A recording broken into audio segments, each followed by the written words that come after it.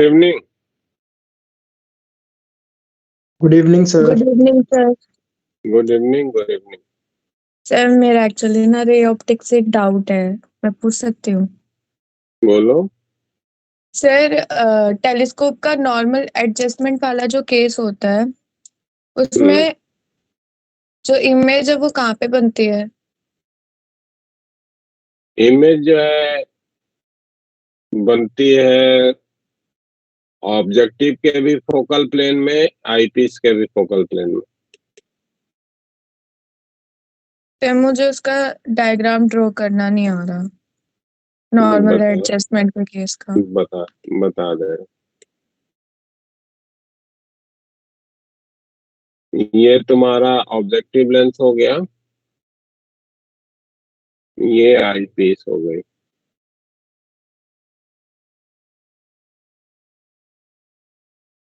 ये दोनों की प्रिंसिपल एक्सिस है, कोइंसाइडिंग हो गई। एक ऑब्जेक्ट है जो कि फार अवे पोजीशन पे है, तो वहां से दो रे जो आती हुई दिखाएंगे वो पैरेलल होंगी। तो ये दो पैरेलल रे आकर के इस पे टकराई। ये तो ऑप्टिक सेंटर वाली है, तो ये एज इट इज चली गई, और ये जाकर के यहाँ पे कन्वर्ज हो गई इसके साथ। ये हो गया इमेज जो कि ऑब्जेक्टिव से बना, ठीक है ना। और नॉर्मल एडजस्टमेंट है, तो यहाँ से एक रे हम फिर से parallel to the principal axis ये दिखा दे रहे हैं, दूसरी जो है ऑप्टिक सेंटर से जाती हुई दिखा दे रहा है। तो ये दोनों इधर से पैरेलली इमर्ज होंगी, इधर से आप इस इमेज को देख रहे हो, ठीक है। सर पैरेलल रेज तो इनफाइनाइट से आते हैं, यानी ये इमेज भी हमें छोटी ही दिखेगी? जी जी जी, ऑब्जेक्ट से छोटी ही होगी।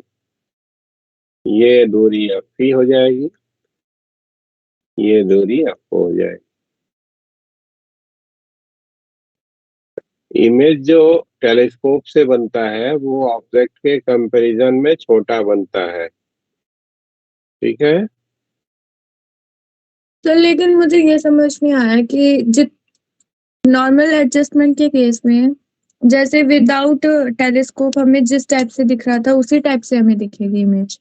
क्यों, ये अभी जब ये टेलीस्कोप नहीं यूज किया था तो ये तुम्हारा विजुअल एंगल था यस सर था। θ1, और अब विजुअल एंगल ये हो गया। तो विजुअल एंगल बड़ा हो गया तो आपका इन विजिबिलिटी बढ़ जाएगी, इसीलिए तो इसका फोकल लेंथ बड़ा रखते हैं ना। ये एंगल θ1 है, ये θ2 है। अगर एफ ओ एफ से बड़ी है तो आपको विजुअल एंगल एनहांस मिलेगा, बड़ा मिलेगा, है ना, ठीक है। तो विजुअल यस। एंगल बढ़ाना इसका मकसद है। इमेज जो होता है that is smaller than the object.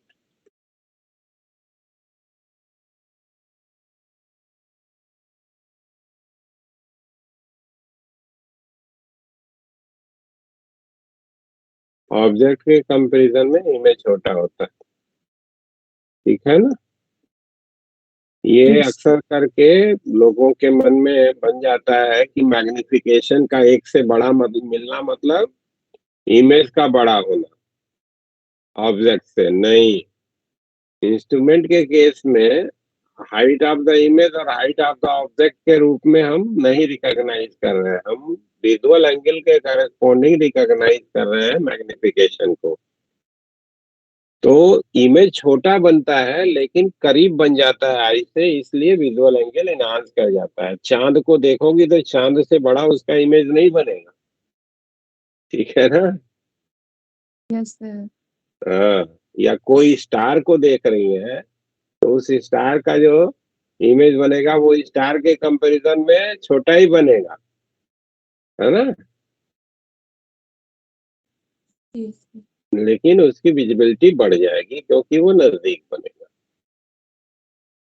ठीक है। Yes sir. हाँ। और भी कोई क्वेरी है? यस सर, यहाँ पे यू ही एफ पी की इक्वल है, तो सर ये तो इक्वल तभी होगा ना जब हमारा जो इमेज का डिस्टेंस है लेंस से वो इनफाइनाइट हो।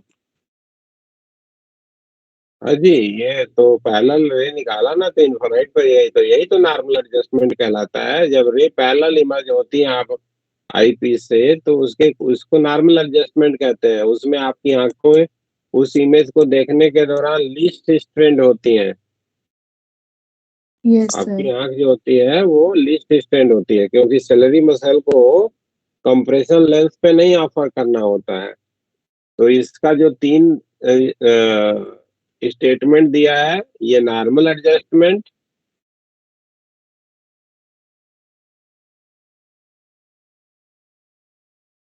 लीस्ट स्ट्रेंड आईज,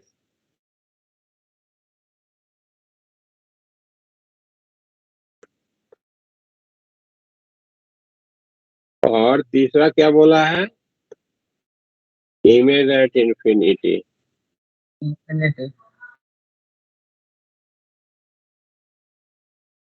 ठीक है, उसका ये कंडीशन है।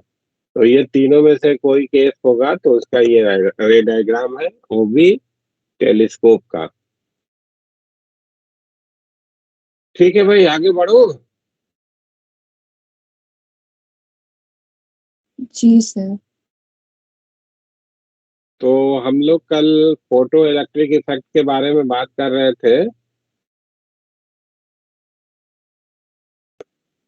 उसमें आपको बताया कि ये एक पर्टिकुलर वो फिनोमिना है, जिस फिनोमिना को एक्सप्लेन करना है अगर आपको, तो ऐसे केस में लाइट को टीनी पार्टिकल्स का कॉम्बिनेशन के रूप में आपको एज्यूम करना पड़ेगा। ठीक है ना? और उन टीनी पार्टिकल्स को आप फोटान कहते हैं। जिस फोटान से एसोसिएटेड जो एनर्जी है, एनर्जी ऑफ द फोटान आप लिखते हैं एच इंटू न्यू से, जहाँ पे न्यू जो है उस लाइट की फ्रीक्वेंसी है, एच को बोलते हैं आप प्लैंक कांस्टेंट या एच सी बाई लैम्डा से।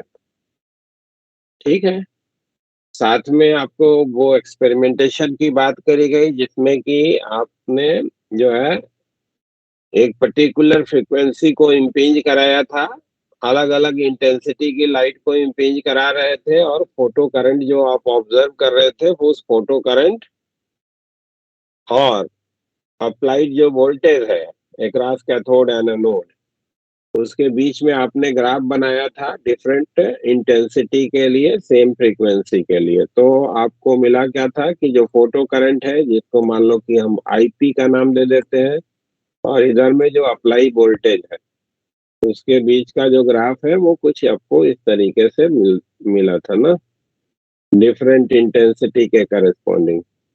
अलग अलग इंटेंसिटी है, सेम फ्रीक्वेंसी है ना? ये I1 मान लो कहा, ये I2 के करस्पॉन्डिंग कहा, और ये I3 कहा, फ्रीक्वेंसी सेम तीनों के केस में। तो तीनों के लिए जो है फ्रीक्वेंसी सेम है, तो स्टॉपिंग वोल्टेज जो होगा वो सेम रहेगा। ठीक है, और ये जो ग्राफ बनाया गया that is I1 greater than I2 greater than I3 के लिए। ठीक है, जिसमें इंटेंसिटी ज्यादा उसका सैचुरेशन फोटो करंट ज्यादा, जिसका इंटेंसिटी कम उसका सैचुरेशन करंट कम। ठीक है ना? Yes hello, sir. अगर मान लो कि सेम सेटअप में आप एक्सपेरिमेंटेशन परफॉर्म कर रहे हैं, और अब की बार आपने जो है वो इंटेंसिटी ऑफ द लाइट को सेम रखा है, और आप फ्रीक्वेंसी को अलग अलग का यूज कर रहे हैं, डिफरेंट फ्रीक्वेंसी को आपने यूज करा, लेकिन आपने इंटेंसिटी क्या है वो सेम रखी है। ठीक है, तो ये मान लीजिए कि ये एक फ्रीक्वेंसी न्यू1 के करेस्पॉन्डिंग है, आई इसमें कांस्टेंट है। ठीक है, इंटेंसिटी ऑफ लाइट को आपने सेम रखा जो कैथोड पे आके टकरा रही थी, लेकिन आप फ्रीक्वेंसी को बदल रहे हैं, यानी कि डिफरेंट फ्रीक्वेंसी की लाइट को आप यूज कर रहे हैं। तो दूसरा वाला मान लो कि ये आपने कंसिडरेशन में लिया, that is corresponding to the frequency, ये न्यू2 के करेस्पॉन्डिंग हो गया, ये न्यू1 हो गया, और ये मान लो एक और फ्रीक्वेंसी टकरा देते हैं न्यू3,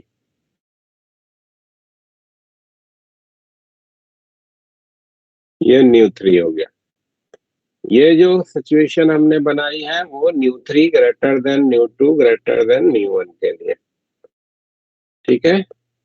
जिस लाइट की फ्रीक्वेंसी ज्यादा होगी उस लाइट के लिए इंफॉर्मेशन क्या बनेगा कि जो स्टॉपिंग वोल्टेज होगा वो बड़ा होगा, यानी कि बड़ा नेगेटिव पोटेंशियल आपको अप्लाई करना पड़ेगा।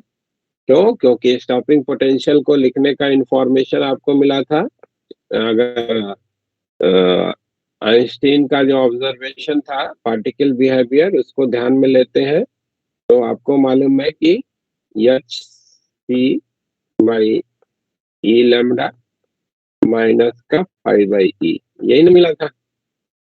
या फ्रीक्वेंसी लिखे हैं तो फ्रीक्वेंसी के टर्म में ही लिख दे रहे हैं, तो ये new H new by E, तो जिसकी फ्रीक्वेंसी बड़ी होगी उस फ्रीक्वेंसी के करेस्पॉन्डिंग जो स्टॉपिंग पोटेंशियल हमको मिलेगा दैट विल बी लार्जर, है ना।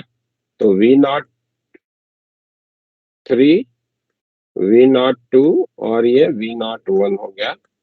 Mod value V03 greater than mod value V03 two greater than. Mod क्यों लगाया है ये तो समझ में आ रहा होगा, क्योंकि ये निगेटिव Yes, sir. पोटेंशियल है ना भाई, इसलिए मॉड लगा दिया ना, जिससे आपको प्लस माइनस वाले छोटा बड़ा का कंफ्यूजन ना रहे।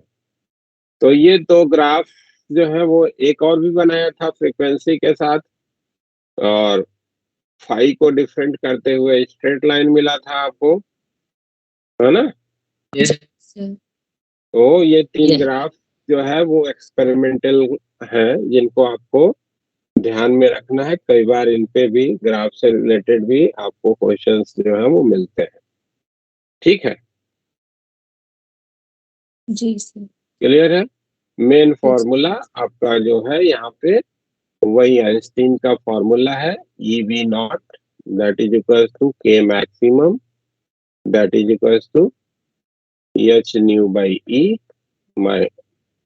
माइनस H न्यू में EV0 लिखा है ना, तो H न्यू माइनस पाई।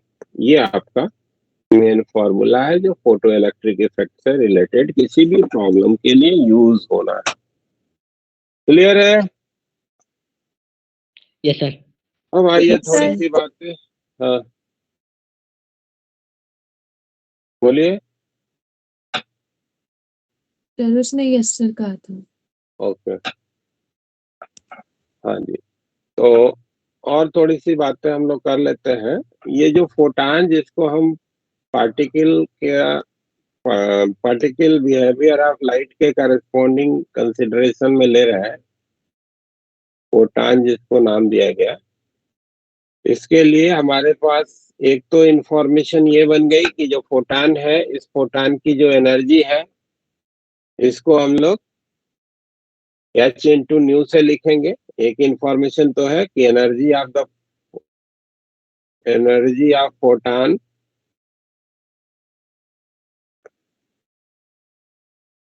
मान लो कि EP से लिख रहे हैं तो H इंटू न्यू से या HC बाई लैम्डा से लिखा जाएगा, ठीक है। अब अक्सर करके हमको जो है वो एनर्जी ऑफ द फोटान को लिखना होता है, और जो लाइट उस पे टकरा रही होती है उसका न्यूमेरिकल वैल्यू आपको, वेवलेंथ की वैल्यू जो है आपको नैनोमीटर में गिवन होती है। तो कन्वर्जन के लिए तरीका अगर देखो आप यहाँ पे, तो एनर्जी को अगर आप इलेक्ट्रॉन वोल्ट में लिखना चाहते हो भाई, तो इलेक्ट्रॉन वोल्ट को जूल में कन्वर्ट करने के लिए क्या करते हैं? So 1.6 into 10 to the power minus electron 5. के चार्ज से मल्टीप्लाई कर देते हैं, है ना।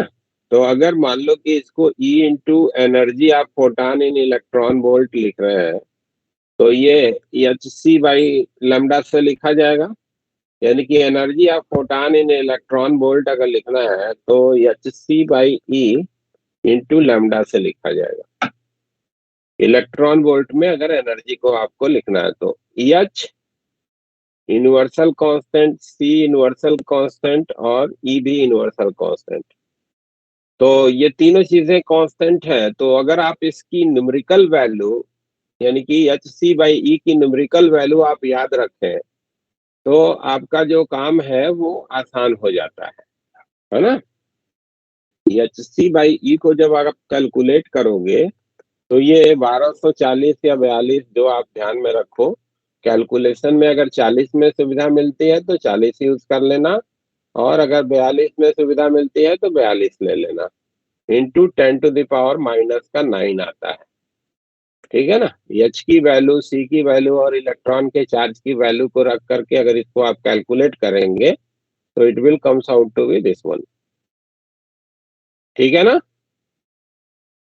Yes sir. यानी कि आपके पास इंफॉर्मेशन क्या बन गया कि energy of photon electron volt में लिखना है तो 1240 divided by lambda in nanometer, है ना।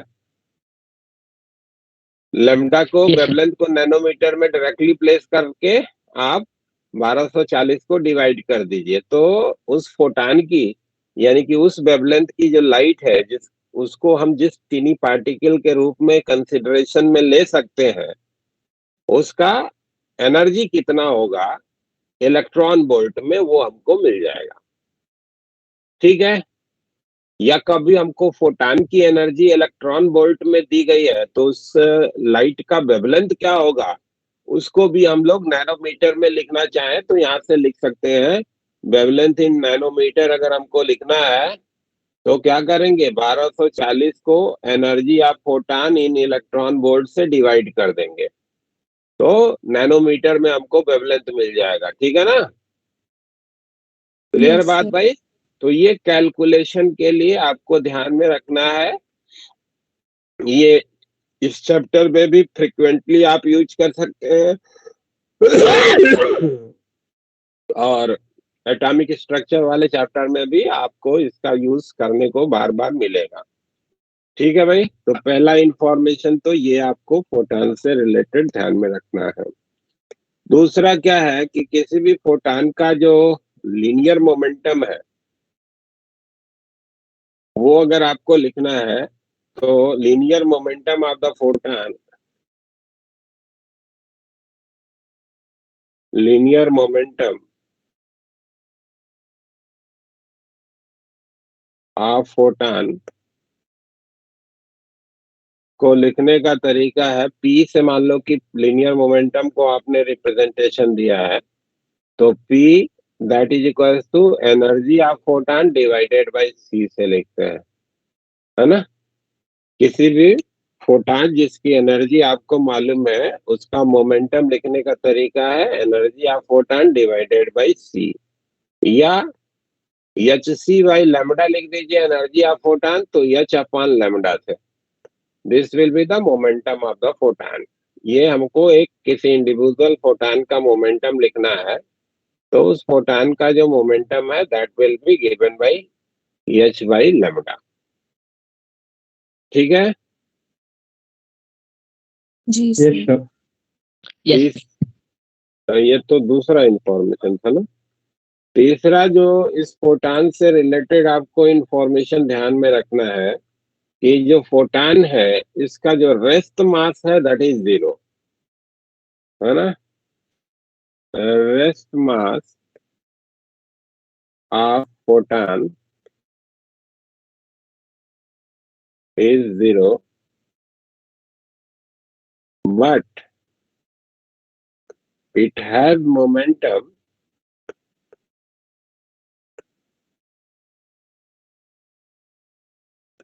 when photon is moving, ठीक है। यानी कि अगर कोई ये कहता है कि कोई फोटान है वो रेस्ट में है तो रेस्ट के करस्पॉन्डिंग फोटान का कोई वजूद नहीं है, ठीक है ना। फोटान का कोई वजूद नहीं है रेस्ट के करस्पॉन्डिंग। जब भी फोटान का जिक्र होगा तो it will be corresponding to the motion. अगर मोशन नहीं है तो फोटान हैज नो एग्जिस्टेंस। ठीक है भाई, यस। क्लियर।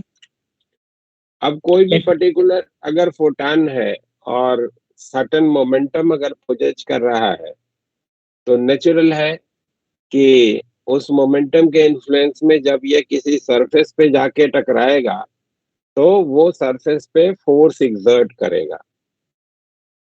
ठीक है, तो फोर्स एग्जर्टेड क्या लिख सकते हैं उसके बारे में इंफॉर्मेशन है ना।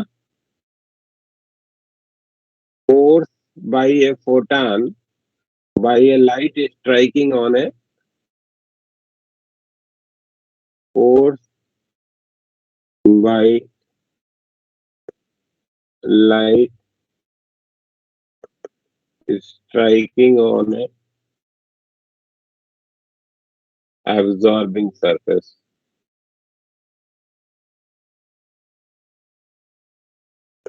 अब किसी सरफेस पे अगर हमारी लाइट जाके टकरा रही है तो वो सरफेस दो तरीके का हो सकता है भाई। एक तो ऐसा वो सरफेस होगा कि वो उस लाइट को एब्जॉर्ब कर ले रही हो, और दूसरा ऐसा सरफेस हो सकता है कि वो हमारा रिफ्लेक्ट करता हो। ठीक है, तो दोनों के लिए अलग अलग हम इंफॉर्मेशन बना लेते हैं। और ऐसा भी हमको प्रॉब्लम में दिया जा सकता है कि पार्ट ऑफ द एनर्जी जो है वो एब्जॉर्ब हो रही हो और पार्ट ऑफ द एनर्जी जो है वो रिफ्लेक्ट हो रही हो। ठीक है, तो अगर कुछ पोर्शन एब्जॉर्ब हो रहा होगा तो उसके करेस्पॉन्डिंग एब्जॉर्प्शन वाले केस में जैसे हमने लिखा फोर्स को लिखा वही वहां पे यूज होगा, और जो पोर्शन रिफ्लेक्ट होगा उसके करेस्पॉन्डिंग हम उसी से रिप्रेजेंटेशन पाएंगे। ठीक है भाई, तो अभी हम लोग मान के चल रहे हैं कि जिस भी सरफेस पे हमारे फोटान की स्ट्राइकिंग हो रही है that is perpendicular to that surface, है ना। ये मान लीजिए कि एक लाइट बीम है जिसकी intensity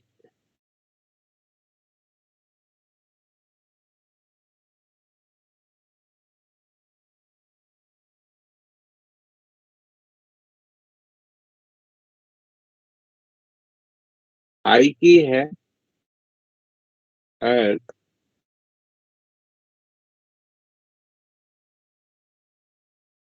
cross sectional area of beam ए का है। ठीक है, आई इसकी इंटेंसिटी है, ए इसकी क्रॉस सेक्शनल एरिया है, और ये लाइट जो है वो जाकर के इस सरफेस पे टकरा रहा है और उसके करस्पॉन्डिंग ये इसके द्वारा जो है वो एब्जॉर्ब हो जाए।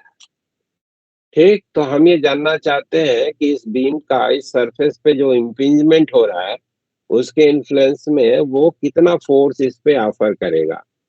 ठीक, तो इंटेंसिटी किसी भी वेव की कैसे डिफाइन होती है भाई।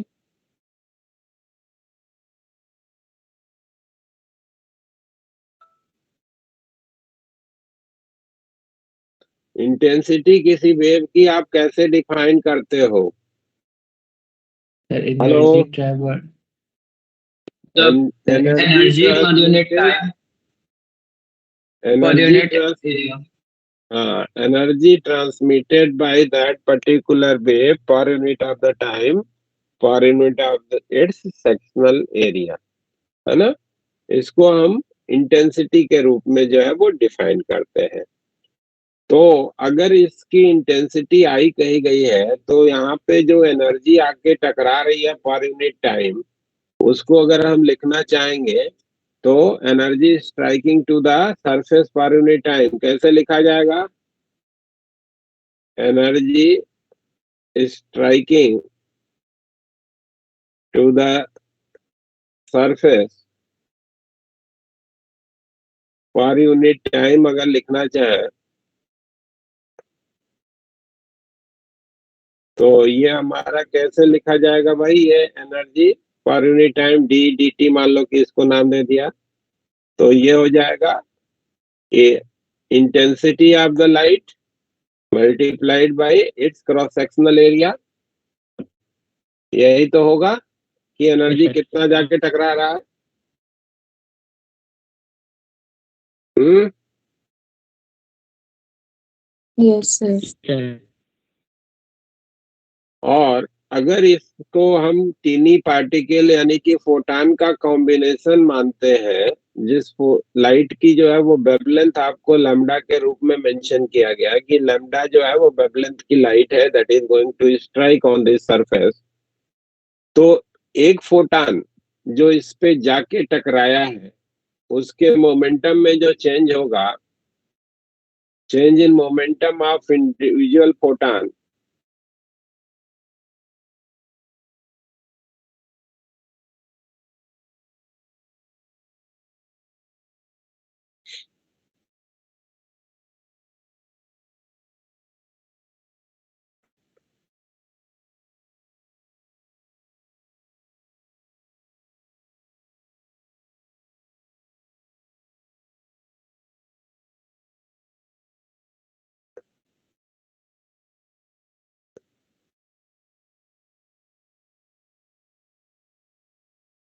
एब्जॉर्बिंग सरफेस पे जो फोटान आके टकरा रहा है उसका मोमेंटम का जो चेंज है, अगर हम उसके मैग्नीट्यूड में केवल इंटरेस्टेड है तो जितना मोमेंटम था वो पूरा का पूरा जीरो हो गया है ना भाई।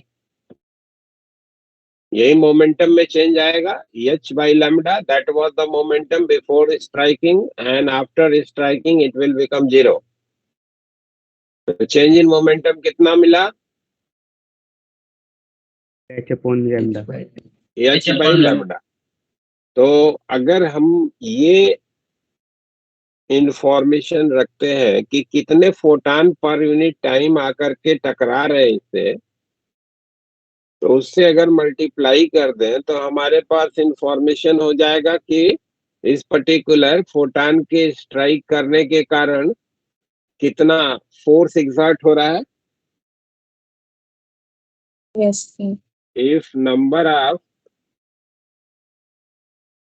photons striking to the surface per unit time, इसको हम dn/dt कह दें मान लो, तो rate of change of momentum of photon, rate of change of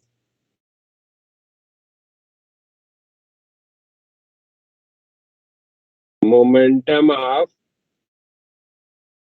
photons जो कि फोर्स को रिप्रेजेंट करेगा, ये अगर लिखना है तो ये लिखा जाएगा हर एक इंडिविजुअल फोटान के मोमेंटम में change multiplied by number of photon striking to the surface per unit time. लिखा जाएगा क्या?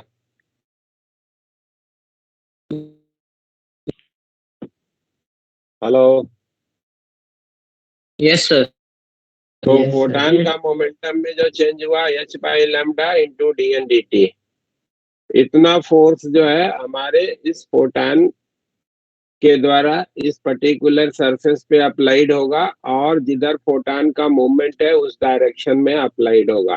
फोटान का जो मोमेंटम का चेंज आया है वो इधर का, तो फोटान पे फोर्स इधर लगेगा और जो सरफेस जिस पे ये स्ट्राइक कर रहा है उस पे सरफेस के perpendicular due to the strike force लगेगा, राइटवर्ड डायरेक्शन में लगेगा, दिखाया गया फिगर के लिए।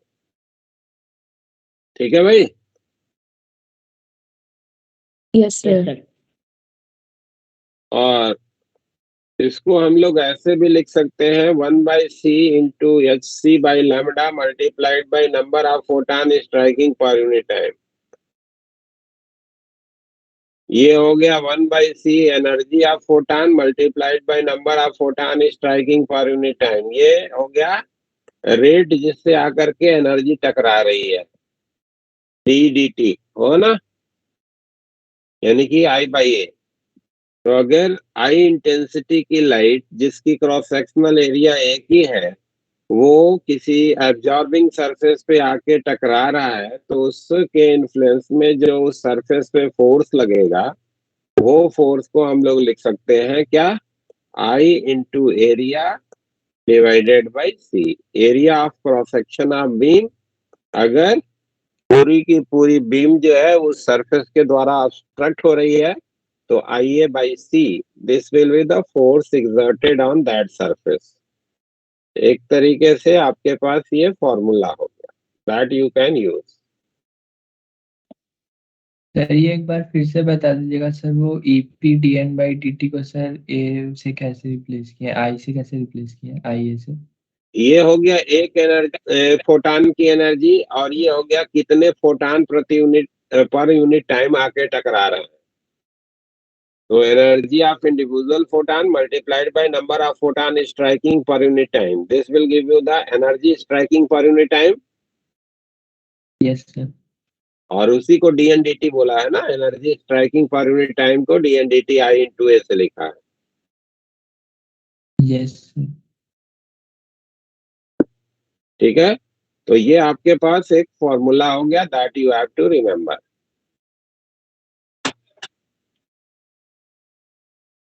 ये परपेंडिकुलर स्ट्राइक के करस्पॉन्डिंग ये इंफॉर्मेशन होता है। ठीक है,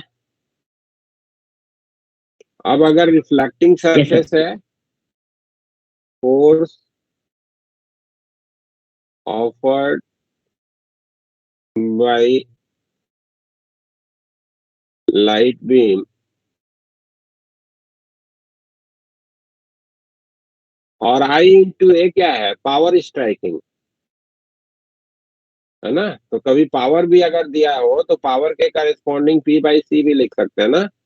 P जो है यहाँ पे power striking to the surface है, power striking. Energy striking per unit time को पावर भी कहेंगे ना। ये ऐसा कहते हैं। हाँ, तो power striking per unit time divided by C या I into A by C, ये आपके पास फोर्स का फॉर्मूला बना है। और force offered by light beam on A reflecting surface, reflecting surface. तो अगर रिफ्लेक्टिंग सरफेस है तो वहां पे क्या फोर्स होगा उसकी बात करते हैं। ठीक है, यहाँ भी अभी भी ये जो हमारा इंफॉर्मेशन है that is for normal impingement, normal impingement की बात के को ध्यान में लेकर के हम कर रहे हैं। तो फोटान जो इस पे आके टकरा रहा है, वो टकराने के पहले इसका मोमेंटम h बाई लैम्डा का है, इधर की तरफ है। और टकराने के बाद यही फोटान जो है वो इधर की तरफ जाएगा और उसका मोमेंटम जो होगा h बाई लैम्डा का हो जाएगा, अगर ये रिफ्लेक्टिंग सरफेस है तो। जी ठीक है, सर। तो change in momentum of individual photon, change in momentum of individual photon,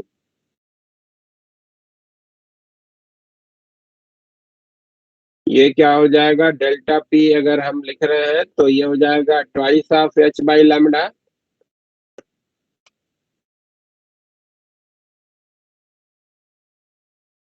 yes तो सर। कितने फोटान इस पे आके टकरा रहे हैं पर यूनिट टाइम, उससे अगर हम मल्टीप्लाई कर दें भाई, तो हमारे पास इंफॉर्मेशन हो गया कि इस पे फोर्स कितना लगेगा।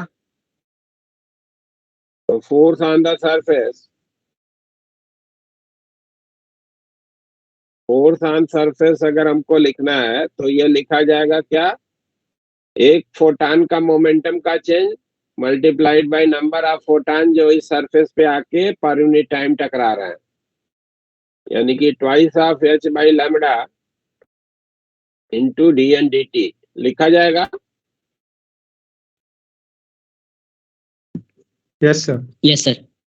यानी कि फोर्स को लिखने का इंफॉर्मेशन हो गया कि ये लिखा जाएगा 2/c into HC by lambda multiplied by DN/dt। hc by lambda एक फोटान की एनर्जी हो गई, इसमें नंबर ऑफ फोटान जो प्रति सेकंड आकर के टकरा रहे हैं उनसे मल्टीप्लाई किया, तो ये energy striking per unit time हो गया, जिसको I इंटू ए से लिखा था हमने, तो 2I into A divided by C हो जाएगा, दैट इज द फोर्स, या 2 पावर अपॉन सी, है ना।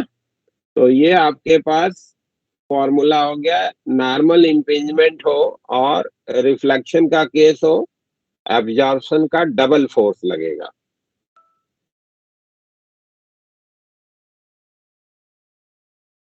ठीक है भाई। Yes sir. Yes sir.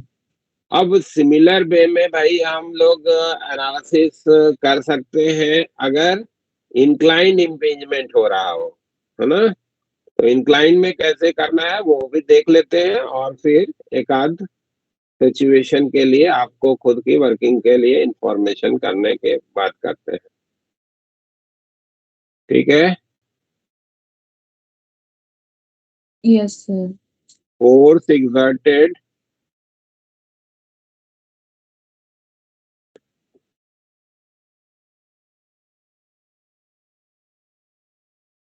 by an inclined beam on a reflecting surface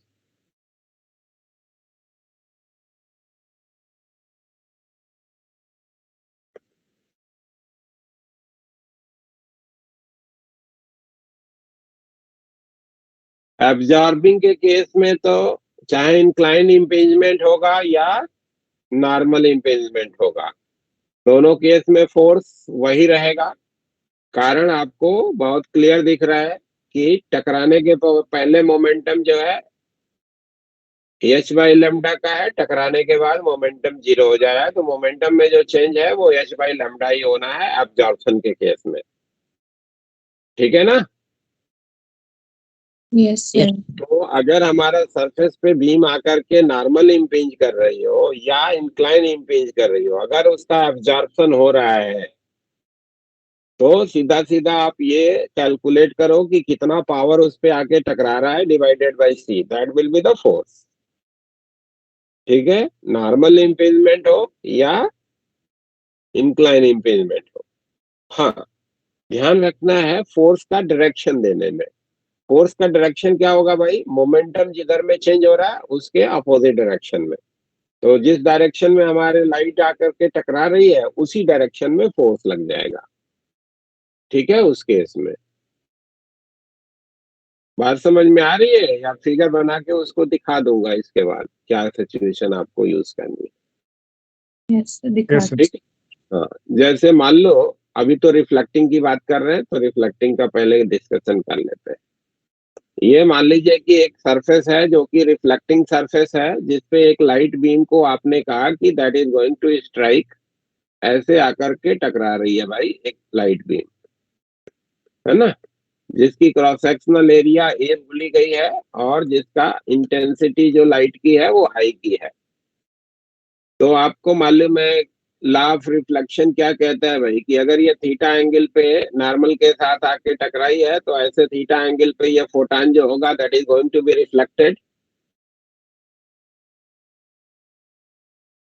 yes एक सर। Yes sir. फोटान की बात कर रहे हैं। ये फोटान जो h बाई लैम्डा के मोमेंटम से जो इधर की तरफ जा रहा था, उसका टकराने के बाद मोमेंटम क्या होगा, वो इधर की तरफ हो जाएगा h बाई लैम्डा का। Is it clear. जी सर। तो टैंजेंट के डायरेक्शन का तो मोमेंटम बदलेगा नहीं, यानी कि इधर का मोमेंटम जितना टकराने के पहले था उतना ही टकराने के बाद भी रहेगा, यस सर। है ना। बदलेगा किधर का, इस डायरेक्शन का, एक्स डायरेक्शन का। हाँ, टकराने के पहले जो एक्स डायरेक्शन में मोमेंटम था वो initial x component of the momentum जो था वो h by lambda cos theta का था, और फाइनल जो एक्स डायरेक्शन का मोमेंटम है वो माइनस का h by lambda cos theta का हो गया ना। Yes, sir. तो चेंज इन मोमेंटम जो है वो एक्स डायरेक्शन में कितना है, निगेटिव एक्स डायरेक्शन में फोटान का मिलेगा। तो जिधर में फोटान का मोमेंटम का चेंज है उस डायरेक्शन में फोटान पे फोर्स लग रहा होगा और उसके अपोजिट जो है इस सरफेस पे फोर्स लगेगा। तो सरफेस पे जो फोर्स होगा वो एक्स डायरेक्शन में लगेगा। मोमेंटम में चेंज कितने का हो गया, twice of h by lambda cos theta का ना भाई।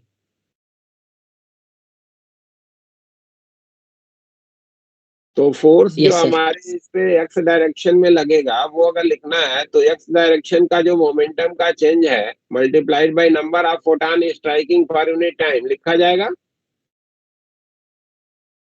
Yes, sir. Yes, sir.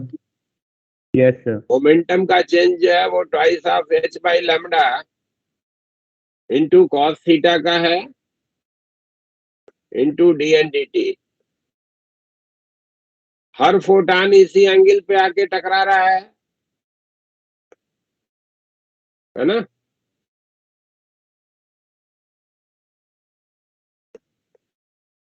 Yes, Yes, sir.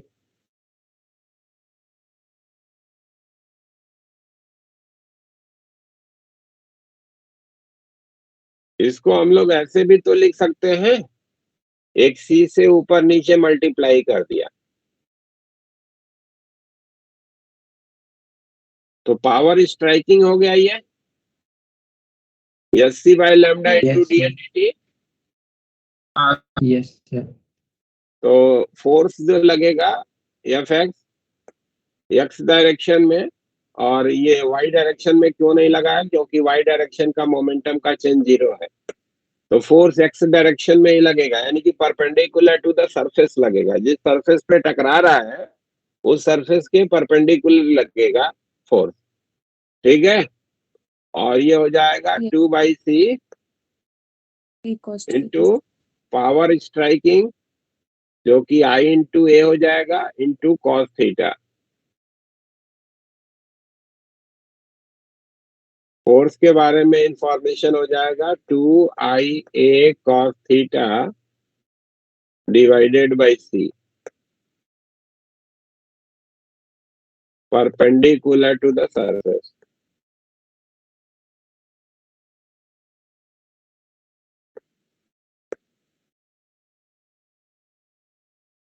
ठीक है ना, ये फोर्स जो होगा वो परपेंडिकुलर टू द सरफेस लगेगा। ये आपको ध्यान में रखना है, या इसी को आप ऐसे भी लिख सकते हैं 2 into power striking cos theta divided by c।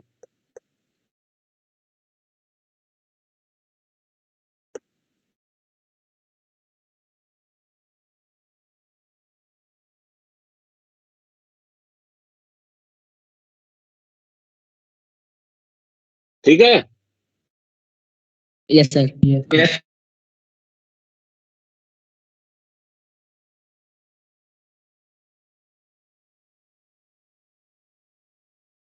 तो ये इंक्लाइन इम्पीजमेंट के करस्पॉन्डिंग आप इसको एज ए फॉर्मूला भी चाहो तो यूज कर सकते हो किसी भी सरफेस के करस्पॉन्डिंग लिखने के लिए।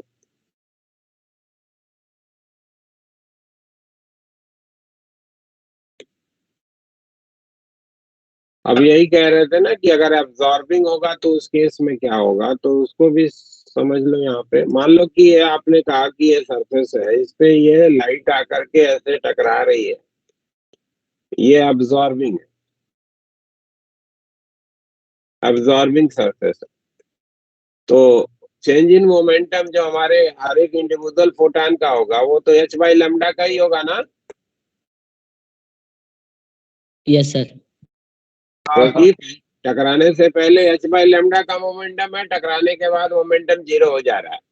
और मोमेंटम किस डायरेक्शन में था, इधर की तरफ था h बाई लैम्डा का टकराने के पहले, और टकराने के बाद 0 हो गया। तो फोटान पे जो फोर्स लग रहा है वो इधर लग रहा है, तो हमारे इस पे जो फोर्स लगेगा वो इधर की तरफ लगेगा ना। ये चीज ध्यान में रखिए। तो अगर कोई बीम ऑफ लाइट किसी एंगल पे भी स्ट्राइक कर रही होगी तो उस केस में एब्जॉर्बिंग अगर वो सरफेस है तो जो बीम ऑफ लाइट का ट्रेवल का डायरेक्शन है उसी डायरेक्शन में फोर्स लगेगा। ठीक है भाई? Yes sir. जी सर। और कितना होगा वो force? h by lambda multiplied by number of photon striking per unit time, that is I into A divided by C, जहां पे A क्या है? इस बीम की क्रॉस सेक्शनल एरिया है। ये चीज को ध्यान में रखना है, ठीक है ना? Yes sir. बीम की क्रॉस सेक्शनल एरिया है। उधर में ऊपर में भी जो लिखा था that was the cross sectional area of the beam, न कि cross sectional area of the spot. यहाँ पे जो स्पॉट बनेगा उसकी क्रॉस सेक्शनल एरिया अलग होगी, वो क्रॉस सेक्शनल एरिया नहीं है। ठीक है ना? Yes sir. उसको जब बीम के परपेंडिकुलर में प्रोटेक्ट करेंगे, कभी आपको प्रॉब्लम में हो सकता है कि जो स्पॉट यहाँ पे बन रहा है उसकी एरिया दिया रहेगा और एंगल किस पे स्ट्राइक कर रहा है वो भी दिया है। तो आपको क्या करना है, इस एरिया को इसके परपेंडिकुलरली प्रोजेक्ट कर देंगे तो वहां से आपको क्रॉस सेक्शनल एरिया मिल जाएगी। Yes sir. ठीक है? Yes, जी sir. सर। अब इस पे एक अच्छा सा ये एक सिचुएशन है जिसको आपको फ्रीक्वेंटली प्रॉब्लम देखोगे तो कई एक बार आया भी है। उसको हम लोग बना लेते हैं।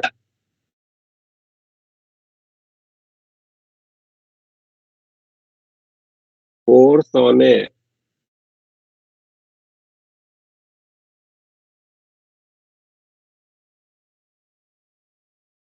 reflecting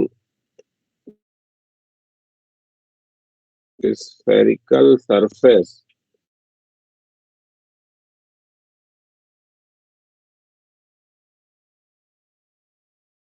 placed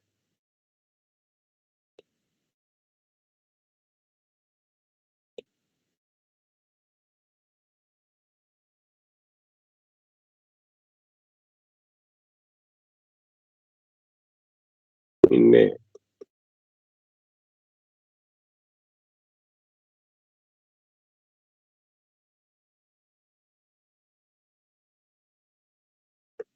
parallel beam of light।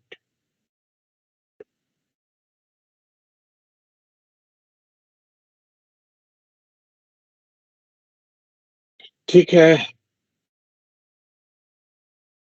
ये आपको बोला गया कि ये एक स्फेरिकल सरफेस हो गया या स्फीयर मान लो, ये एक स्फीयर हो गया जिसका रेडियस आपको दे दिया गया कि r का है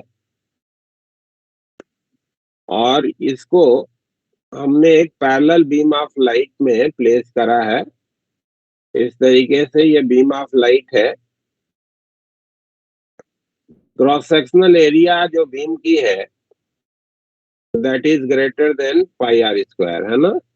यानी कि इस बीम की क्रॉस सेक्शनल एरिया जो है इस पर्टिकुलर स्फीयर की जो सेक्शनल एरिया है उससे बड़ी है। ठीक है? यानी कि पूरा का पूरा स्फीयर का जो फ्रंट सरफेस है वो लाइट के द्वारा जो है वो ऑब्स्ट्रक्ट हो रहा है, कहने का मतलब, है ना? तो हमको बताना है Yes, sir. कि इस पर्टिकुलर स्फीयर पे जो लाइट आकर के टकरा रही है, इंटेंसिटी मान लो, intensity of the light is आई।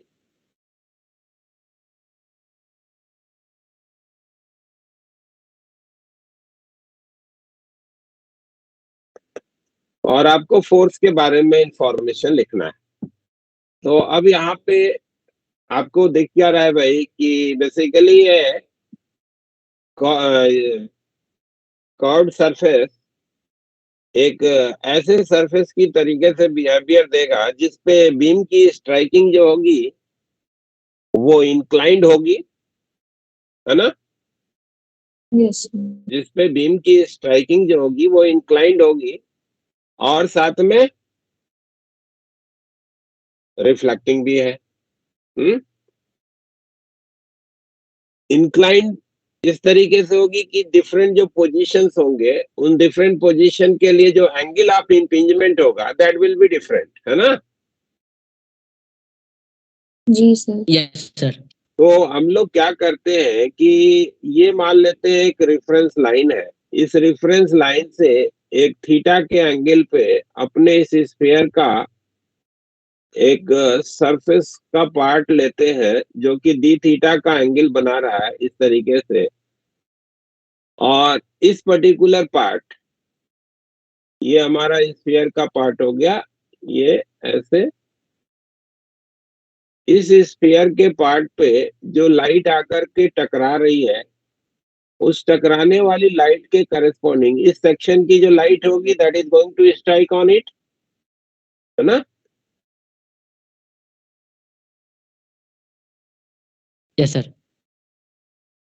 ये लाइट का जो है यहाँ पे आकर के इम्पिंजमेंट हो रहा, और उसके करस्पॉन्डिंग हम लोग जो है देखते हैं कि कितना फोर्स लग रहा है इस particular elemental part of the surface पे, और जो फोर्स लगेगा उसको हम लोग क्या करेंगे, थीटा की वैल्यू 0 से लेकर के यहाँ तक का जो है 90 के लिए इंटीग्रेट कर देंगे तो आपको मिल जाएगा कि टोटल फोर्स कितना लग रहा होगा ना भाई।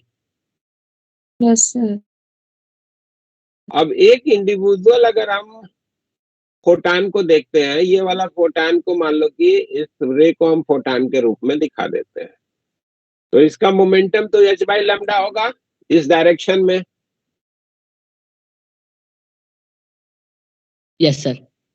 और ये आकर के जब टकरा रहा है इससे तो टकराने के बाद लॉ ऑफ रिफ्लेक्शन को फॉलो करता हुआ ये इधर की तरफ चला जाएगा भाई,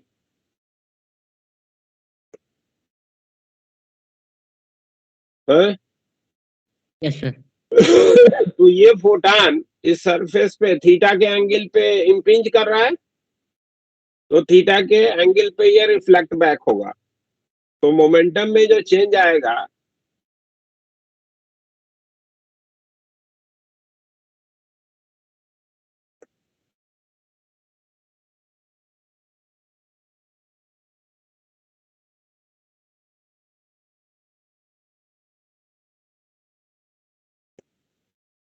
ये आपको दिख रहा है कि h by lambda cos theta का 2 गुना होगा, जहां पे ये वाला एंगल थीटा का है ना। Yes, sir. बोलो भाई ठीक है क्या। तो मोमेंटम में जो चेंज होगा that will be in this direction. Yes sir. अब कितने फोटान इस पे आके टकराए पर यूनिट टाइम, उससे अगर मल्टीप्लाई कर दे तो जो फोर्स हमारे इस पर्टिकुलर सेक्शन पे इधर की तरफ लग रहा है उसकी इंफॉर्मेशन हो जाएगी, और जिधर में फोटान पे फोर्स लग रहा है उसके अपोजिट डायरेक्शन में, नहीं कि इस पे जो फोर्स लगेगा वो इस डायरेक्शन में लगेगा इस सरफेस पे,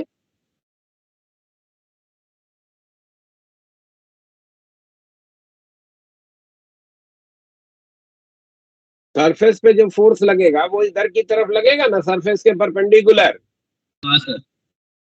तो force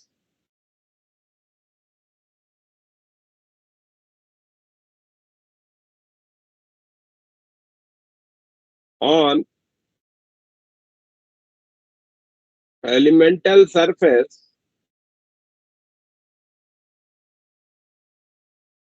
if number of photons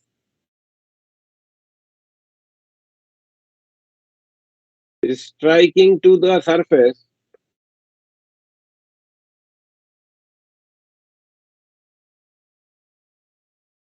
is d and dt. D and dt number of photons striking to the surface per unit time.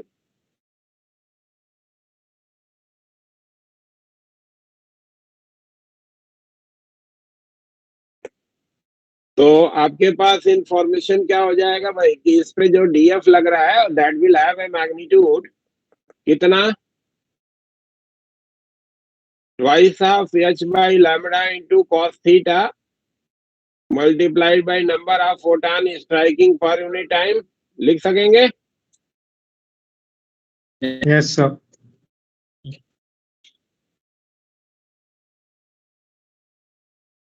अब जो फोटॉन यहाँ पे टकरा रहा है और जो फोटॉन यहाँ पे जो डायमेट्रिकली अपोजिट आके टकरा रहा है ना, उन दोनों को देखिए तो इस फोटॉन के कारण इधर फोर्स लगेगा और इधर इधर में जाके जो टकरा रहे हैं उस पे फोर्स इधर लगेगा। अब आप देखो तो इन फोर्सेस का जो यक्स कंपोनेंट है वो तो एडअप होगा, लेकिन जो वाई कंपोनेंट होगा वो कैंसिल आउट हो जाएगा हर डायमेट्रिकली अपोजिट पॉइंट पे टकराने वाले फोटॉन के corresponding. Is it clear? Yes Yes, sir. Yes, sir. ठीक है।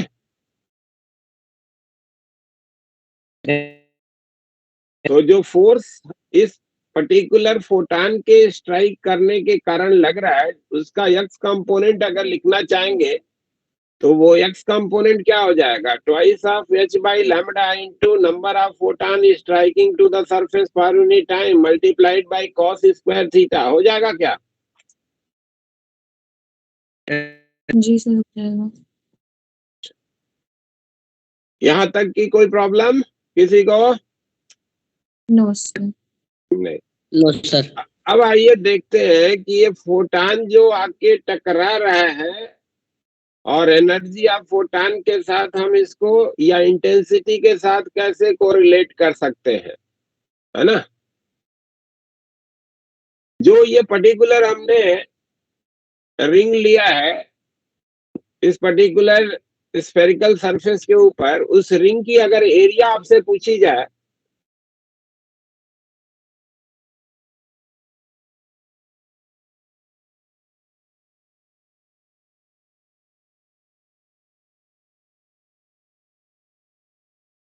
एरिया ऑफ एलिमेंटल रिंग, ये अगर आपसे पूछी जाए तो आप आसानी से लिख सकते हो भाई 2 पाई r साइन थीटा जो कि उस रिंग का पेरीमीटर हो जाएगा मल्टीप्लाइड बाय उस रिंग की विड्थ है r दी थीटा।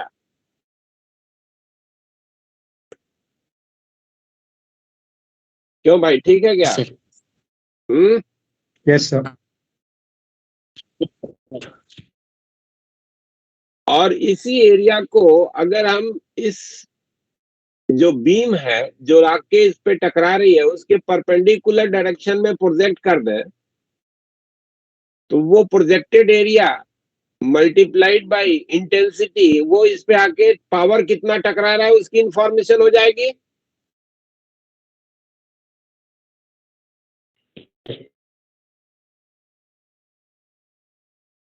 हैं? बोलना भाई। तो ये रिपीट कर दीजिए। ये पर्टिकुलर पार्ट हमारा ऐसे इंक्लाइंड है तो जो लाइट हमारी इस पे आके टकरा रही होगी वो केवल इसी क्रॉस सेक्शन की जो लाइट होगी वही तो आके टकराएगी इस वाले सेक्शन की, जबकि हाँ, सर। ये जो एरिया है वो लार्जर है। तो इसको अगर हम इस परपेंडिकुलर डायरेक्शन में प्रोजेक्ट कर देंगे तो हमको किस क्रॉस सेक्शन के करस्पॉन्डिंग लाइट आके टकरा रही है वो हमको मिल जाएगा। Yes Yes, sir. Cross sectional area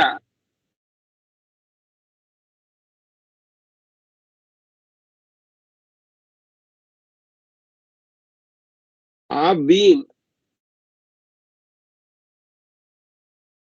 striking on elemental ring, अगर हम इसको डीए का नाम देते हैं तो ये जो क्रॉस सेक्शनल एरिया है भाई, ये क्रॉस सेक्शनल एरिया कितना लिख सकते हैं, इसका इस पर्टिकुलर डायरेक्शन में प्रोजेक्शन करना है, प्रोजेक्टेड एरिया लिखनी है तो हमको एंगल चाहिए, है ना। अब आपको दिख रहा है कि ये पर्टिकुलर टेंजेंट खींचा गया और ये नॉर्मल के साथ, इस डायरेक्शन के साथ ये वाला एंगल थीटा का बना रहा है, तो ये वाला एंगल भी तो थीटा ही होगा, ये वाला भी एंगल थीटा होगा। चेंज दिखा सकते हैं। ये आपका सेक्शन है, ये एंगल आपने थीटा लिया है, और ये बीम आके टकराई है, इसको आप इधर की तरफ प्रोजेक्ट करना चाहते हैं। ये वाली जो लाइन है वो इस लाइन के परपेंडिकुलर है, क्योंकि ये लाइन तो टेंजेंट है, और इस लाइन के परपेंडिकुलर ये लाइन है, तो ये वाला एंगल भी आपका थीटा का होगा। Yes sir. तो इसका इधर की तरफ प्रोजेक्शन करेंगे तो हमारा जो प्रोजेक्टेड एरिया मिलेगी वो इसी में cos थीटा मल्टीप्लाई कर देंगे तो प्रोजेक्टेड एरिया हो जाएगी। क्लियर हो रहा है? Yes sir. ये प्रोजेक्टेड एरिया हो जाएगी 2 pi r sine r square sine theta D theta multiplied by cos theta, है ना। तो कितनी एनर्जी स्ट्राइक कर रही है? Energy striking per unit time D E D T, जो कि सरफेस पे होगा वो I इंटू डी ए से लिखा जाएगा।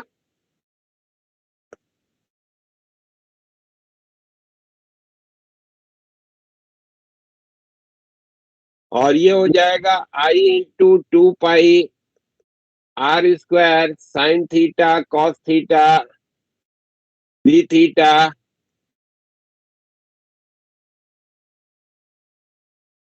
और ये इक्वल होगा energy of each photon multiplied by number of photon striking per unit time. बोलो भाई, ठीक है क्या? Yes sir.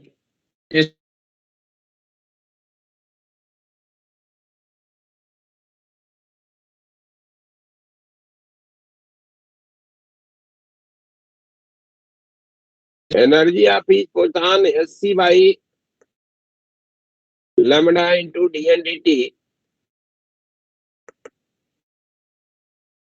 यानी कि I into 2 pi r square sine theta cos theta D theta divided by c, ये हम लोग लिख सकते हैं h by lambda D N D T के लिए लिख सकते हैं क्या? Yes sir.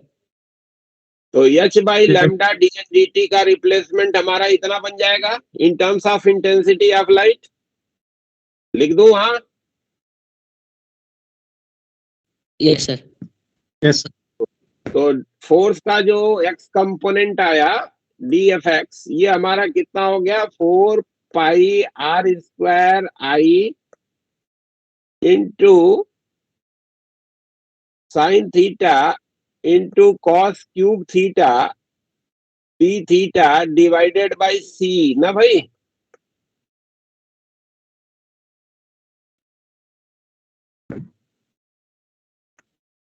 ठीक है?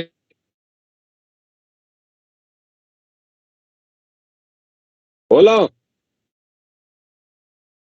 Yes sir. और इसी को अगर हम लोग इंटीग्रेट कर दें थीटा इक्वल्स टू 0 से पाई बाई 2, तो हमको टोटल फोर्स की इंफॉर्मेशन हो जाएगी। अब ये इंटीग्रेशन के काबिल बन गया है अपने नॉन पैरामीटर में। तो 0 टू पाई बाई 2 इसको इंटीग्रेट करिए 0 टू एफ एक्स। तो जो फोर्स इस पे लग रहा है, इस फोर्स को अगर हम लोग लिखना चाहें तो एक्स डायरेक्शन में पहले तो फोर्स लगेगा, यानी कि बीम के डायरेक्शन में ही फोर्स लगेगा, और ये हो जाएगा 4 pi r square I by C, ये तो कांस्टेंट है, इंटीग्रेशन से बाहर गया। 0 two pi by 2 cos cube theta D theta into sine theta D theta. अब इसको इंटीग्रेट कर लो तो कॉस थीटा को आप t प्लेस कर दो, तो साइन थीटा डी थीटा ये हो जाएगा माइनस का डी टी, है ना। तो ये हो जाएगा 4 pi R square divided by C. Limit क्या हो जाएगी, lower limit cos 0 1, upper limit 0, है। तो माइनस का T cube by 3 T cube D T. तो ये हो जाएगा I into pi R square divided by C. This will be the force.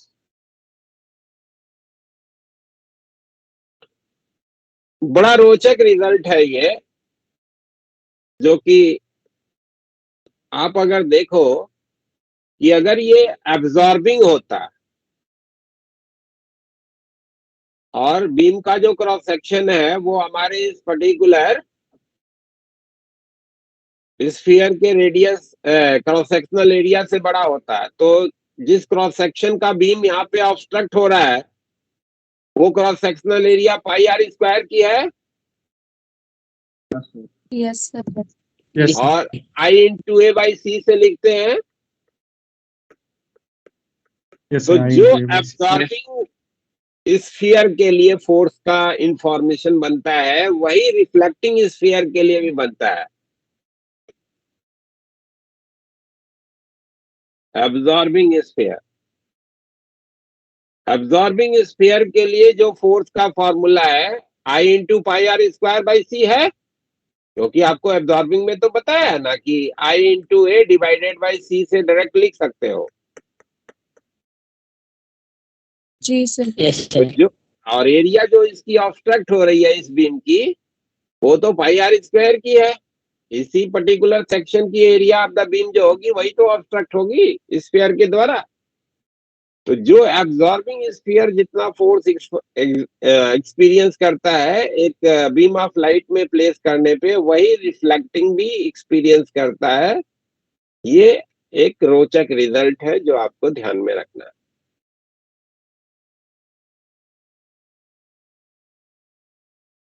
ठीक है भाई। Yes, sir. और इसे एज ए फॉर्मूला भी चाहो तो याद कर लो, 1-2 बार इस पे सवाल आया है ना।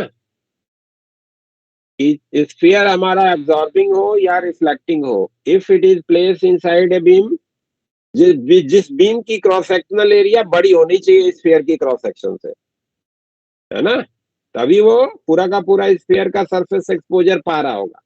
अगर बीम की क्रॉस सेक्शनल एरिया कम होगी तब वहां पे आपको डेराइव करना पड़ेगा बाहर।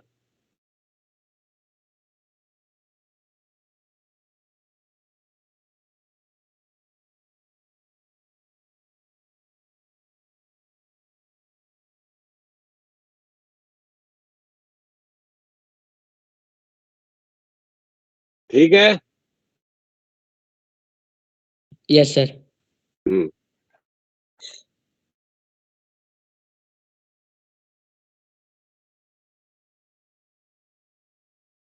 अब इसमें एक असाइनमेंट के रूप में आप चाहो तो ध्यान में रख लो कि आपको मान लो कि कहा गया कि एक कोनिकल सरफेस है,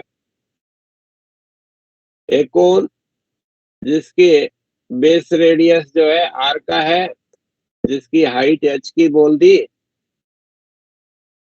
और उस पे इसके इधर से हम लाइट बीम को स्ट्राइक करा रहे हैं, और इस लाइट बीम की जो क्रॉस सेक्शनल एरिया है that is greater than pi R square, intensity I है। इस कोन पे कितना फोर्स लगेगा, फोर्स ऑन द कोन निकालिएगा इसको ना। इधर से टकरा रहे होंगे तब तो आसान है, यस सर, आसान होता है। डायरेक्टली आप पाई आर स्क्वायर से मल्टीप्लाई करेंगे आई इंटू ए का 2 गुना divided by C reflecting surface के लिए, और एब्जॉर्बिंग में तो I into pi R square. Absorbing में तो इधर से टकराओ या इधर से टकराओ, दोनों केस में आंसर वही रहेगा, I into pi R square by C. Reflecting है ये सरफेस, उसके लिए फॉर्मूला बनाइएगा, है ना। ये एक असाइनमेंट हो गया, समझिए तो। ठीक है भाई? Yes, sir. हाँ। Yes, sir. अब इसके अलावा और भी कई सारे जो है वो एक्सपेरिमेंटेशन हैं जो लाइट के जो है वो पार्टिकल बिहेवियर को जो है वो एक्सप्लेन करते हैं। उसमें एक है कॉम्पटन इफेक्ट। आपके बुकलेट में मेंशन्ड है बट सिलेबस में तो नहीं लिखा है, हम तो नहीं देखे। कॉम्पटन इफेक्ट ये भी वो पर्टिकुलर जो है वो ऑब्जर्वेशन है जो कि लाइट के पार्टिकल बिहेवियर को इस्टेब्लिश करता है ना? इट जस्टिफाइड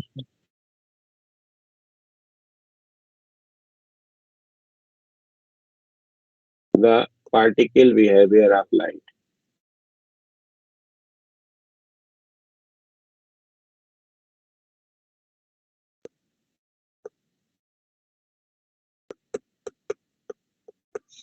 कॉम्पटन इफेक्ट क्या है कि अगर मान लो कि कोई ये आपका कोई पार्टिकल है जो इलेक्ट्रॉन है, इलेक्ट्रॉन के लिए ही कॉम्पटन ने जो है, कॉम्पटन जो है एक साइंटिस्ट का नाम है, उन्हीं के ऑनर में इस जो ऑब्जर्वेशन इन्होंने बनाया था उन्हीं के ऑनर में इसको जो है कॉम्पटन इफेक्ट कहते हैं।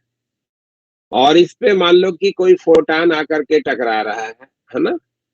ये फोटान जो है आकर के टकरा रहा है जिसका वेवलेंथ लैम्डा का है। ठीक है? तो जब ये पर्टिकुलर फोटान जो है वो इस इलेक्ट्रॉन से टकराएगा तो इसमें जो इलेक्ट्रॉन है उस पे वो इंपल्सिव फोर्स ऑफर करेगा और उसके इन्फ्लुएंस में ये electron as well as photon दोनों जो है वो स्कैटर करेंगे, अलग अलग डायरेक्शन में जो है वो मूव करेंगे। ठीक है? मान लीजिए आपने कहा कि जो original direction of propagation of photon था उसके साथ जो स्कैटर होने वाला फोटान है वो फाई के एंगल पे जा रहा है और इसका जो नया वेवलेंथ है ये लैम्डा डैश हो गया। ठीक है? लैम्डा डैश इसका नया वेवलेंथ हो गया। तो ये जो स्कैटर्ड फोटान है इसका वेवलेंथ जो स्ट्राइक करने वाला फोटान है उसके वेवलेंथ के साथ जो रिलेशन पोजेस करता है that relation can be written as lambda dash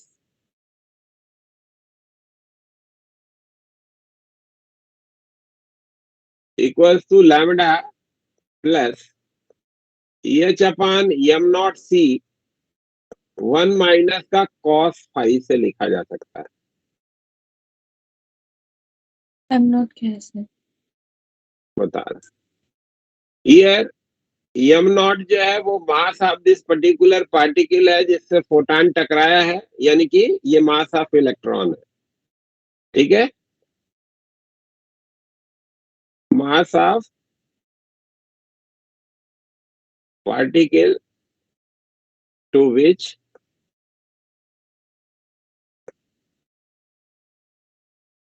photon strikes. ठीक है? फोटान जिस पर्टिकुलर पार्टिकल से आके टकराया है उसका मास है और फाई जो है वो एंगल है जिसपे कि ये फोटान जो है वो स्कैटर्ड हो रहा है। ठीक है भाई? Yes, sir. वेवलेंथ चेंज क्यों होगा? वेवलेंथ चेंज इसलिए होगा कि ये जो पर्टिकुलर कोलिजन हो रहा है ये दो पार्टिकल, एक फोटान को एक पार्टिकल मान लिया और ये जो पार्टिकल स्कैटर्ड इलेक्ट्रॉन है वो दूसरा पार्टिकल हो गया।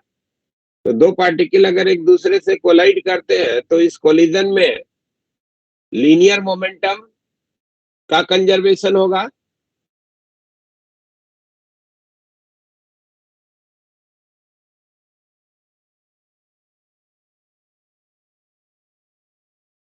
और एनर्जी का भी कंजर्वेशन होगा।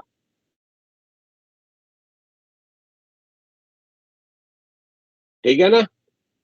एनर्जी भी कंजर्व होगा और लीनियर मोमेंटम भी कंजर्व होगा। अब चूंकि एनर्जी ये कंजर्व रहना है और ये कोलिजन में इस इलेक्ट्रॉन को फोर्स लगा तो उसके कारण इसको वेलोसिटी मिली कुछ, तो part of the energy of the photon is transferred to the electron.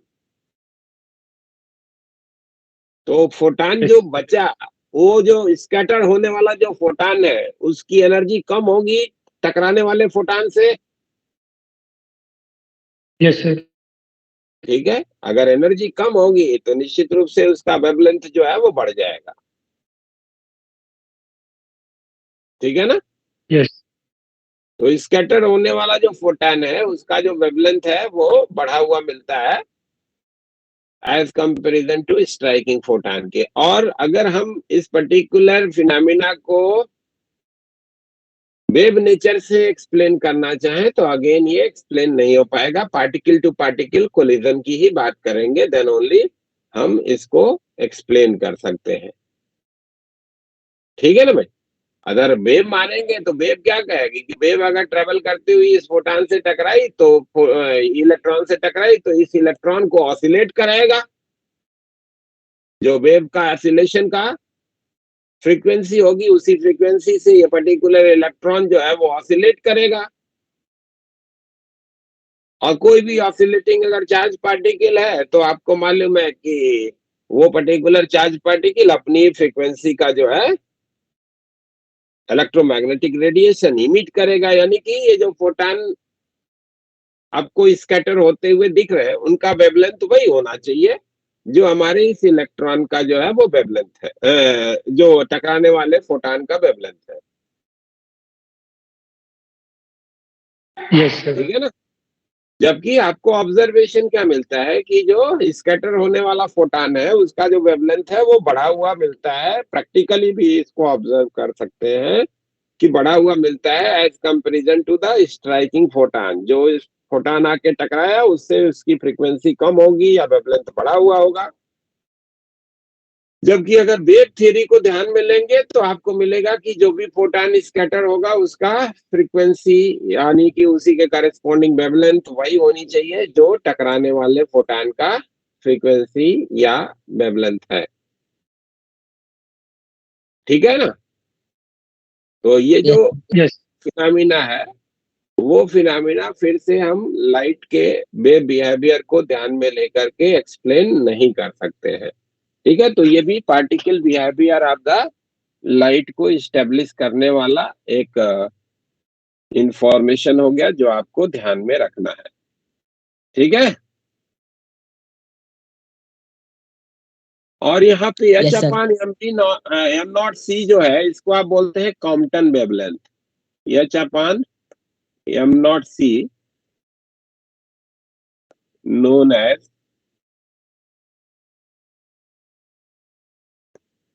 Compton wavelength.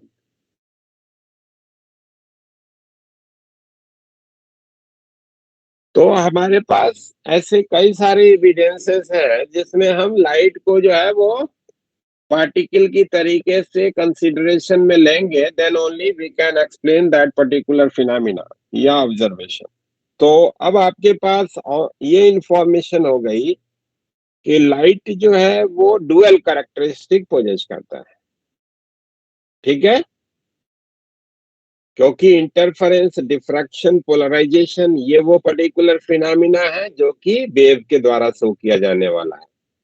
ठीक है, photo electric effect, Yes, sir. Compton effect ये ऐसी फिनोमिना है जो लाइट के वेव बिहेवियर से एक्सप्लेन्ड नहीं हो सकता है। ठीक है ना? तो प्रेजेंट में ये माना जाता है कि जो लाइट है वो डुअल कैरेक्टरिस्टिक रहती है। जिस फिनोमिना के करेस्पॉन्डिंग उसको कंड्यूसिव यानी कि फेवरेबल इन्वायरमेंट मिलेगा उस तरीके का बिहेवियर लाइट शो करेगी। ठीक है, जहां पे वेव के लिए उसका कंड्यूसिव इन्वायरमेंट होगा वहां पे लाइट वेव की तरीके से बिहेवियर देगा, और जहां पे पार्टिकल के करेस्पॉन्डिंग उसको कंड्यूसिव या फेवरेबल इन्वायरमेंट मिलेगा वहां पे लाइट का बिहेवियर लाइक ए पार्टिकल होगा। तो डुअल कैरेक्टरिस्टिक हो गया। ठीक है भाई?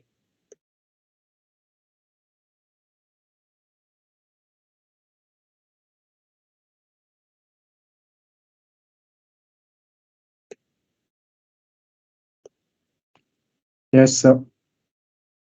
तो ड्यूअल कैरेक्टरिस्टिक हो गई, ये आपको ध्यान में रखना है, ठीक है?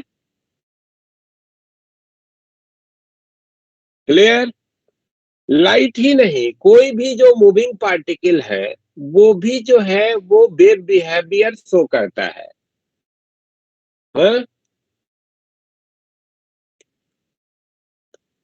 ऑल मूविंग पार्टिकल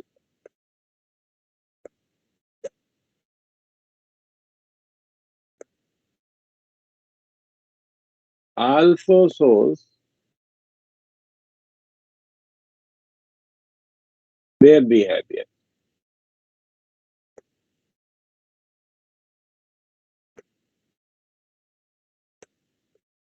ठीक है? तो कोई भी पार्टिकल है, जैसे मान लो कि एक हाईली एनर्जेटिक इलेक्ट्रॉन है, तो इलेक्ट्रॉन तो वेल नोन पार्टिकल है। इलेक्ट्रॉन के बारे में भी थोड़ी बातें करनी है अभी इसी में, जिसमें जे थॉमसन का जो ऑब्जर्वेशन है, जिससे कि उन्होंने E/m का रेशियो कैलकुलेट किया था, और चार्ज ऑन द इलेक्ट्रॉन कितना होता है उसको मेजर करने के लिए मिल्टन ने आयल ड्रॉप मॉडल बनाया था, उसको भी डिस्कस करना है इसमें, हाँ? तो कोई भी मूविंग पार्टिकल जो है वो इलेक्ट्रॉन ही नहीं, कोई भी पार्टिकल हो, अगर वो मूव कर रहा है तो it is going to have a behaviour like a wave, जिसको हम मैटर वेव कहते हैं, है ना? जिसके बारे में ऑब्जर्वेशन जो है वो सबसे पहले किसने दिया? डी ब्रॉगली ने, है ना? पढ़े होंगे। Yes sir. Yes, sir. Yes, Yes, sir. sir. De Broglie ने जो है वो बताया कि कोई भी अगर पार्टिकल है और वो मूविंग है, तो उसके मोशन को अगर हम वेव के रूप में रिप्रेजेंट करना चाहते हैं, तो उस पार्टिकल का जो वेव के रूप में रिप्रेजेंटेशन करेंगे, उसका जो वेवलेंथ है,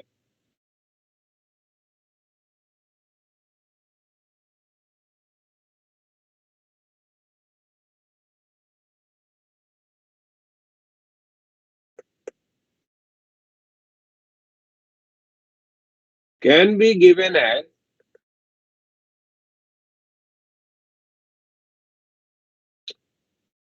लैम्डा इक्वल्स टू h/mv, है ना? जहां पे m into v that is the momentum of the particle है।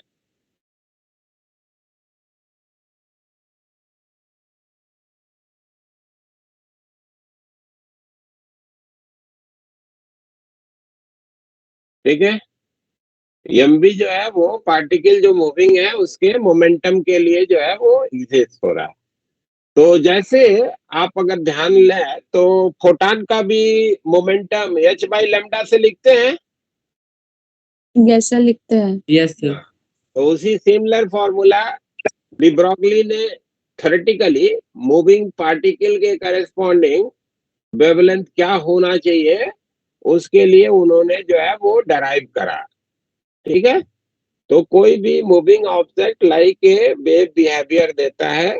अब वो डिपेंड करेगा कि उसका वेवलेंथ कितना छोटा है, उस पर डिपेंड करेगा कि हम उसको इन जनरल पार्टिकल की तरीके से कंसिडरेशन में लें या फेवरेबल एनवायरनमेंट में उसको वेव की तरीके से भी ले सकते हैं। नेचुरल है कि अगर मास बहुत छोटा हो पार्टिकल का और कंसिडरेबली हाई वेलोसिटी से वो मूव कर रहा हो, तो उस केस में हम जो है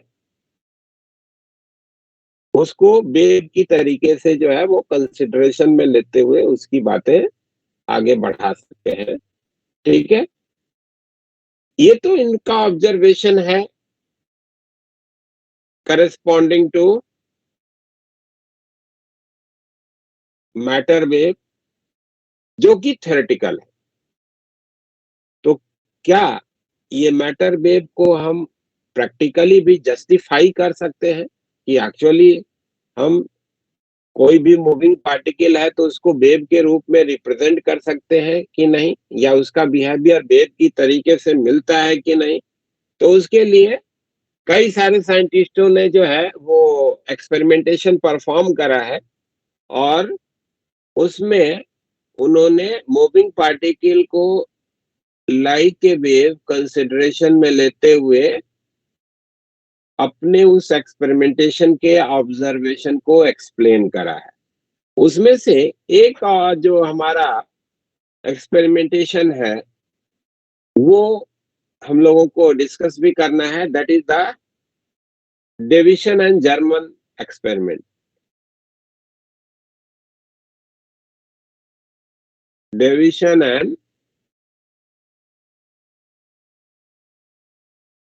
जर्मन एक्सपेरिमेंट, ठीक है। और इन्होंने जो अपना एक्सपेरिमेंटेशन परफॉर्म करा था वो इलेक्ट्रॉन को लेकर के किया था और वहां पे उन्होंने इलेक्ट्रॉन को एज ए वेव एक्सप्लेन करा था। कैसे ये एक्सपेरिमेंटेशन किया गया और उस एक्सपेरिमेंटेशन का क्या ऑब्जर्वेशन है उसकी हम लोग बात जो है वो नेक्स्ट क्लास में करेंगे, ठीक है ना। Yes sir. सर फिजिक्स के पेपर में ना एक क्वेश्चन आया था जिसका जी, आंसर बोलिए। गलत हुए बिना टीचर ने हमारा सही किया था। मतलब क्या? मतलब सर टीचर ने कंप्लीट नहीं कराया था ना सिलेबस, तो उन्होंने हमारा चेक करा था, तो उन्होंने कहा कि सबका आंसर तो मतलब तरीका सही है लेकिन आंसर गलत है। अच्छा अच्छा, क्या क्वेश्चन क्या था? सर मैं आपको सेंड करती हूँ।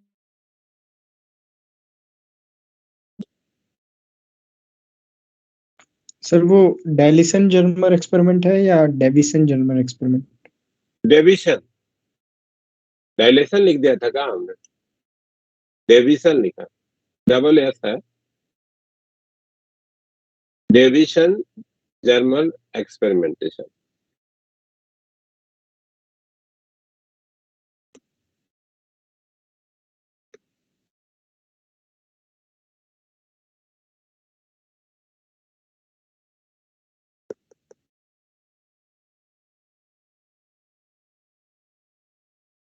सर सेंड कर दिया। कहाँ पे? व्हाट्सएप पे? नो सर, टीम्स पे। अच्छा, देख रहा हूँ।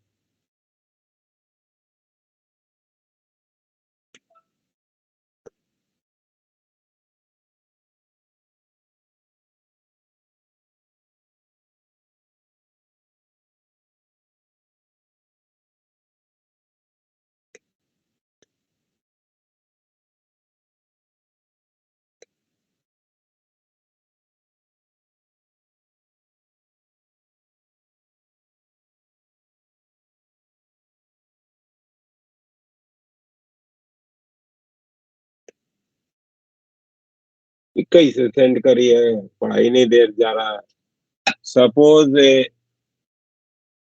सपोज वाइल, क्या लिखा है? Sitting. Yes, sir. Suppose while sitting in a parked car, you notice a jogger approaching towards you in the side view mirror of r equals to 2 meter. If the jogger is running at a speed of 5 meter per second, how fast the image of jogger appear to move when jogger is 39 meter away? हाँ, तो बस इसका focal length दिया है क्या? अच्छा, वो radius of curvature दिया है तो इमेज की पोजीशन निकाल लो, v की वैल्यू, है ना। तो parallel to the principal axis अगर मूव कर रहा हो कोई ऑब्जेक्ट तो वहां पे आपको बताया गया ना कि minus of m square D object velocity of object से लिखा जाता है वेलोसिटी ऑफ इमेज के करेस्पॉन्डिंग, ठीक है। सर वो अलोंग वाला फॉर्मूला लगाना है ना? हाँ, लॉन्ग वाला ही होगा ना। तो सर वही लगाया था। हाँ, तो उसी से आएगा। अब कह रहे हैं सर कि v का एवरेज निकालना है, जो वेलोसिटी ऑफ इमेज है उसका एवरेज निकाल के फिर आंसर आएगा। अब वही नहीं पता चल रहा सर बोल क्या रहे हैं। Jogger is running at a speed d. How fast is the image of jogger appear to move when the jogger is? नहीं बेटा, वही निकालना है, ठीक है ना। फॉर्मूला आप यूज कर लीजिए 1/b minus plus 1/u that is equal to 2/r। u की वैल्यू आपको दी गई है, v निकाल लीजिए वहां से, r भी मालूम है, ठीक है। v/r का स्क्वायर कर दीजिए और उसमें ऑब्जेक्ट की वेलोसिटी यानी कि जॉगर की वेलोसिटी का मैग्नीट्यूड मल्टीप्लाई कर लीजिए। डायरेक्ट डिस्टेंस जो होगा वो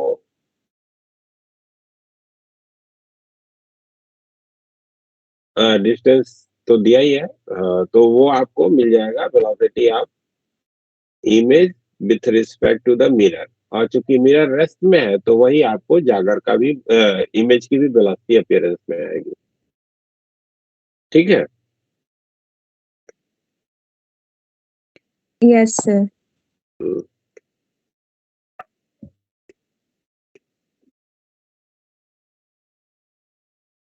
thank you sir. Okay, thank you so much Thank you, sir. Good sir. night, sir. Good night, good night.